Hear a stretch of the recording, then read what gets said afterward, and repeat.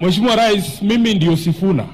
Ukiangalia tuweke pesa ya serikali na tupange vile ajira itapatikana, ndio vijana wa taifa letu la Kenya wasiishi kama maskota, wasiishi kama wakimbizi katika taifa lao.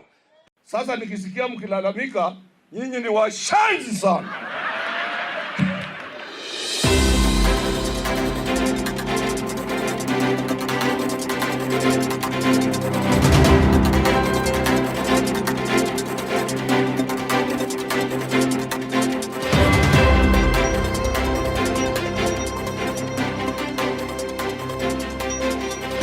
Aklan wa sahlan wa maaraban, mpenzi msikilizaji, karibu kwenye habari za saa moja za Hightech FM, stesheni bora zaidi. Na ikumbukwe kuwa habari hizi msikilizaji zinakujia moja kwa moja kwenye ukurasa wetu wa Facebook wa Hightech College Kitengela Campus.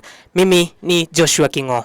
Familia moja kutoka kaunti ya Machakos inalilia haki baada ya kufurushwa kutoka makwao na watu wasiojulikana.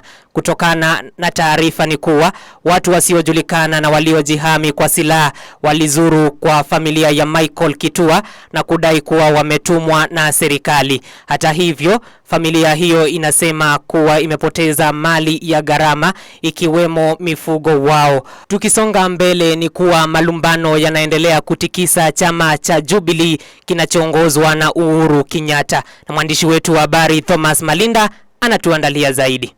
Malumbano yanaendelea kutikisa chama cha Jubilee kinachoongozwa na Uhuru Kenyatta, huku wanachama wakihoji nafasi yake ndani ya muungano wa upinzani na uwazi wa uteuzi wa wagombea. Aliyekuwa mbunge wa Mbugu Ngujiri ametaka ufafanuzi kuhusu uteuzi wa Fred Matiang'i kuwa kinara wa urais wa Jubilee, akisema mchakato huo haukuwa wazi na hauendani na muundo wa chama.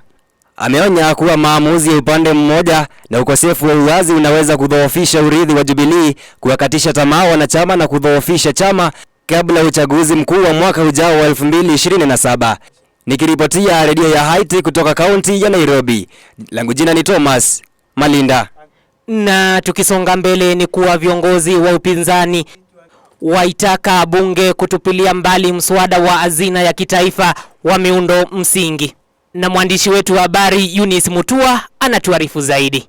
Huku mdahalo kuhusu kubuniwa kwa hazina ya kitaifa ya miundo msingi itakayogharimu shilingi trilioni 5 ukiendelea, umoja wa upinzani sasa unataka bunge kukataa mswada huo. Wanasiasa hao wa upinzani wakidai kuwa kubuniwa kwa hazina hiyo ya kitaifa kutachangia ufisadi, haswa wakati ambapo taifa linajiandaa kwa uchaguzi wa mwaka ujao.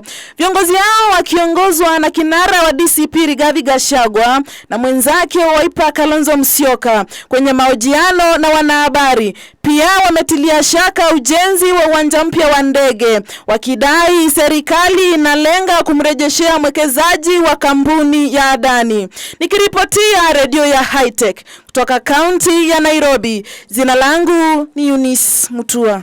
Mwanawe Mudavadi azindua azma ya kuwania ubunge wa Westlands, aanzisha kampeni ya nyumba kwa nyumba, na mwandishi wetu wa habari Itumbi Faith anatuarifu zaidi. Moses Mudavadi, mwana mkubwa wa mkuu wa mawaziri Musalia Mudavadi, sasa ameanzisha kampeni yake ya kuwania kuwakilisha eneo bunge la Westlands katika bunge la mwaka 2027. Tayari amepata uungwaji mkono wa mchambuzi wa siasa Mutai Ngunyi, ambaye alimsifu kwa ushujaa wake wakati wa shambulizi la kigaidi la Dusit D2. Kuingia kwake katika kinyang'anyiro hicho kunaweka mazingira ya ushindani dhidi ya watu kama aliyekuwa rais wa chama cha wanasheria Kenya LSK Nelson Havi, huku chama anachotumia bado hakijathibitishwa. Nikiripotia redio ya Hightech kutoka kaunti ya Kajiado, mji wa Kitengela, langu jina ni Tumbi Faith. Upande wa mashtaka umeorodhesha mashahidi 24 katika kesi dhidi ya mhubiri Paul Nthenge Mackenzie, na mwandishi wetu wa habari Samuel Mulinge anatupakulia uketo wa taarifa hii. Upande wa mashtaka umeorodhesha mashahidi 124 katika kesi dhidi ya mhubiri Paul Nthenge Mackenzie na washukiwa wengine 7 kuhusu mauaji ya kwa Bizarro. Kesi hiyo inasikizwa katika mahakama kuu ya Mombasa ambapo Jaji Wed Kangendo aliamuru ushahidi wote utolewe kwa upande wa utetezi ndani ya wiki 2. Washukiwa hao wanakabiliwa na makosa ya mauaji kama uhalifu dhidi ya kufuatia vifo vya waumini 23 wa Good News International Church kati ya Januari na Julai mwaka wa 2025. Mashahidi hao wote walikana mashtaka yao. Kesi hiyo itatajwa tena tarehe 18 mwezi wa 3 mwaka huu wa 2026. Nikiripotia Radio ya Hightech kutoka mtaa wa Kale, kaunti ya Mombasa. Langu jina ni Samuel Mulinge. Na tukiachana na ayo msikilizaji, msichana wa umri wa miaka 14 amefariki dunia baada ya kupigwa na radi alipokuwa barabarani akielekea nyumbani kutoka shuleni. Na mwandishi wetu wa habari Eric Kalua anatusimulia kilichotokea.